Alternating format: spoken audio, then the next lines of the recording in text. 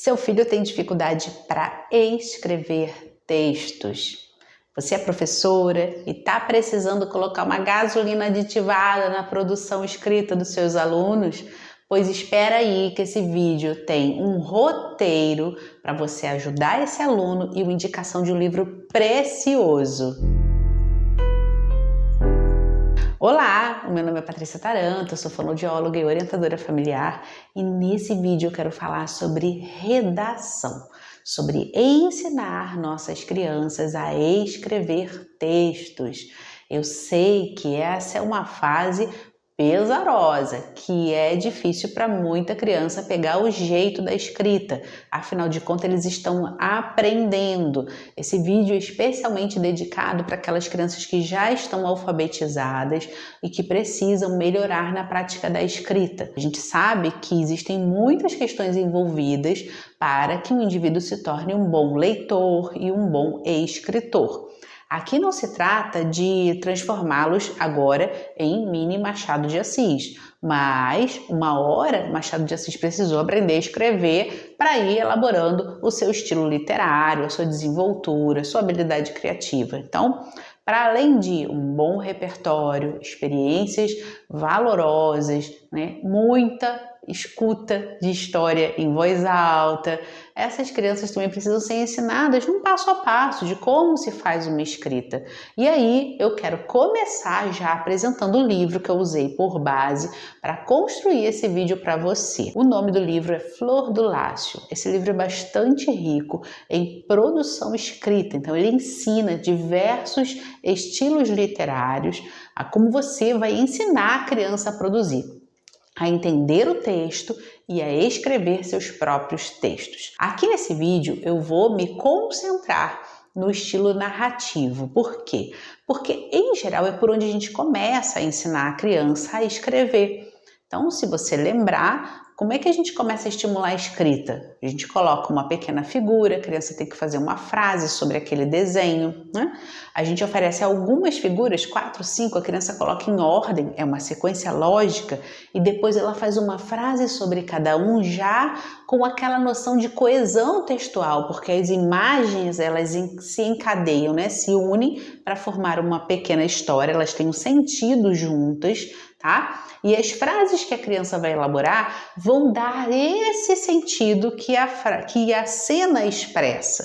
Então a criança, ela pela imagem, ela faz uma nova imagem mental, unindo todos aqueles trechos, e aí ela começa a escrever, tá? Bom, como eu disse antes, existe um passo a passo agora para que essa criança, a partir de uma ideia central, ou às vezes não tem um tema gerador e a ideia vem dela própria, conseguir fazer um bom texto. A gente pode treinar, exercitar isso em sala de aula e também em casa. O primeiro passo para tudo. Esse vídeo é muito didático, gente. Corre, pega o bloco, as anotações, pega sua caneta e vai fazer a anotação, tá? Eu vou dar passo a passo. Pegou? Então vamos começar. O primeiro passo é escolher aquele livro que vai ser o norteador de tudo. Sim, tem um livro de base. Você pode escolher, a depender de uma temática que você queira trabalhar com a sua sala de aula, um tema gerador aí, transversal, que outras disciplinas estejam utilizando. Ou se está em casa, aquele texto, aquela leitura que você está fazendo para o teu filho e que ele já tem condições de ler também. Por isso é muito importante que você lembre que esse é um vídeo para crianças que estão alfabetizadas, tá? E aí eu tô falando de crianças de 3º ano já. Então 3º ano para cima a gente vai conseguir incluir aqui no vídeo, tá? Mas vamos lá. Então pegou lá o livro? Ótimo. Agora você vai escolher um trecho desse livro. Não vai ser o livro inteiro que você vai trabalhar aqui, você vai trabalhar por partes, porque a cada parte vai ser um novo exercício. Então aqui eu tô fechando um modelo de exercício. Escolheu o livro, agora você vai escolher um trecho, tá? E você vai ler esse trecho para a criança. Ótimo, leu o trecho, excelente. Esse trecho você vai colocá-lo em uma folha impressa e a criança vai ler ele também em voz alta. Beleza? Agora você vai pedir que a criança, passo número 2, marque palavras, ou você pode escolher as palavras previamente e já deixar grifada, tá?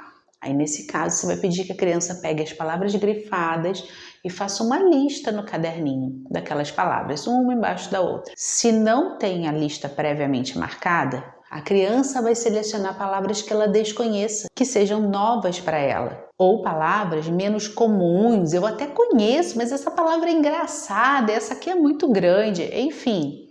Vai marcar as palavras, vai transcrever para uma lista, montando uma lista. Agora, você vai pedir que a criança coloque o que significa. Eu não sei. Nunca ouvi. Tá bom, tem um sentido na frase? Lê lá novamente, o que lhe parece, o que significa isso para você? Vai colocar lá. Não consigo identificar, vamos ao dicionário. Sim, gente, precisamos resgatar a prática de utilizar o dicionário.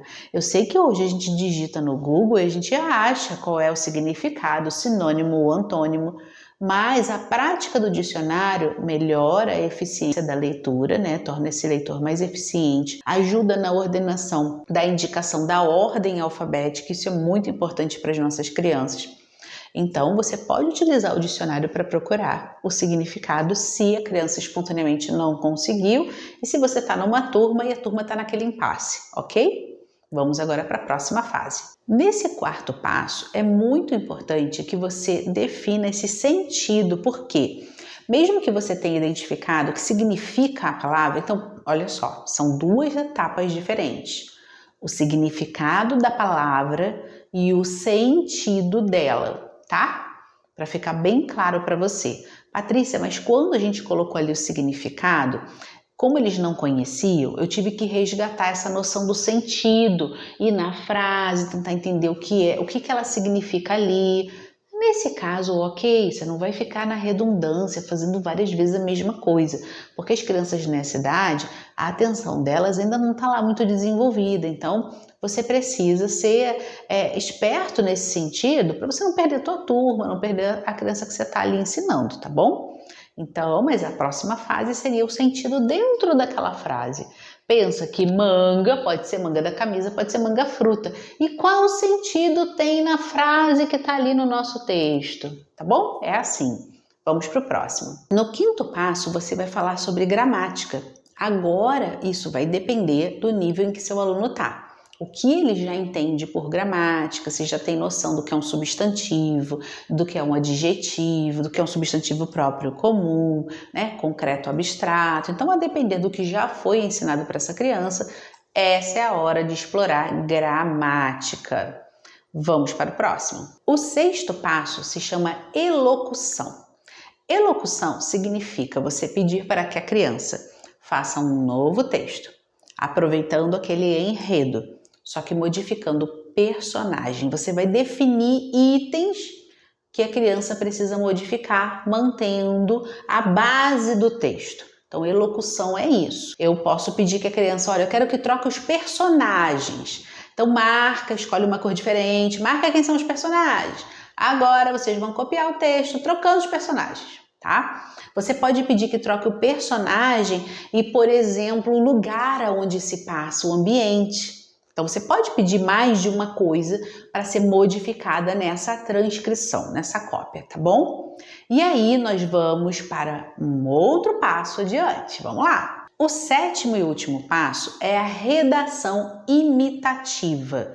O próprio nome já diz que vai ser uma nova redação e vai ser uma imitação. Vai ser algo bem parecido, mas já tem muitos elementos inéditos. Lembra que na elocução a gente trocou alguns pontos? Trocou, por exemplo, o personagem, qual é o local onde se passa a nossa história, o ambiente. Só que agora a criança vai fazer um texto mais inédito, que pode ter algumas semelhanças com o texto de base, que já foi muito bem trabalhado, então ela já está bem acostumada com essa linguagem, ela já acabou lendo várias vezes diversos pedacinhos daquele texto, então ela está bem ambientada com essa história. Agora ela vai trocar o personagem, o local, o fato mais importante que aconteceu nessa história, só que ela está partindo de um texto modelo. Então, ela volta e resgata alguns elementos ali e modifica para transformar num texto novo. Viu como é que a gente tem uma receitinha para a gente ajudar essa criança a cada vez ser mais independente no processo criativo? Até que a gente chegue num outro modelo de exemplo que eu gosto muito. Como é esse outro modelo? Nesse eu não tenho texto de base, nesse eu não tenho personagens definidos, esse é um texto muito mais livre, só que eu tenho algumas perguntas norteadoras. Quem, o que e onde? 3 perguntas que ficam ali no cabeçalho. Quem? Quais são os personagens, né? Sei lá, mamãe, papai, José, Ana Maria, tá? Onde? Na floresta amazônica, em Santa Catarina, no Parque da Mônica, tá? O que aconteceu? Qual é o tema ali que perambula ali pela nossa história, tá? Eles partiram em uma aventura, né? O menino se perdeu, tá? Mamãe esqueceu a mala, o carro quebrou, tá bom? E a partir dessas 3 perguntas, essa história vai acontecer. Entende agora como que esse modelo de 3 perguntas, ele tem que vir depois, que a gente já passou por um processo de repetir esses ensaios do passo a passo que eu lhes dei de 7 itens para uma produção de um texto inédito. Essa criança, ela foi exercitando até ela chegar a um momento em que ela já leu várias histórias, já teve contato com diversos estilos literários, né? Já tem uma robustez ali criativa, de repertório, que quando eu pergunto assim, quem? Ela já pensa logo nos personagens. Quando eu pergunto onde, ela já tem vários lugares, porque ela passeou por muitos lugares enquanto eu contava histórias para ela, enquanto ela lia novas histórias, e fora as experiências próprias de vida. O que? Ela sabe muito bem o que chama a atenção dela, qual fato que marcou e que ela quer falar ali, ou uma história que, nossa, ficou tão fixada que ela prefere contar sobre aquele caso, com nomes diferentes, num lugar um pouco diferente, mas que a base da história é meio semelhante. Então, não é um problema, inclusive a gente estimula que a criança faça isso para ela aprender, para ela ter essa desenvoltura na escrita, até que ela comece a ser extremamente criativa e traga todos os dados ali de sua história inéditos. Bom, foi um vídeo bastante denso aqui de conteúdo, mas esse era o objetivo, para que você saiba estimular sua criança a escrever, ensinar a ser um bom escritor. Espero que você tenha gostado. Deixa no comentário as dificuldades que você encontra quando você vai estimular essa criança na escrita, quando você pede uma redação em sala de aula, para eu poder ajudar melhor você. Cada vídeo aqui, muitas vezes, sai a partir de um comentário. Fora o quanto a gente pode ajudar outras famílias, quando se identifica com aquela dificuldade, vai lá e lê a minha resposta. Não é assim que a gente faz quando a gente gosta do conteúdo? Eu, pelo menos, faço isso. Vou lá nos comentários para ver o que o pessoal está falando. Será que tem mais alguma ajuda por aqui? Bom, não esquece de curtir esse vídeo, encaminhar para quem possa precisar. Passa lá em cima, ativa o sininho e não deixe de receber as minhas notificações e me seguir nas outras redes sociais. Até uma próxima!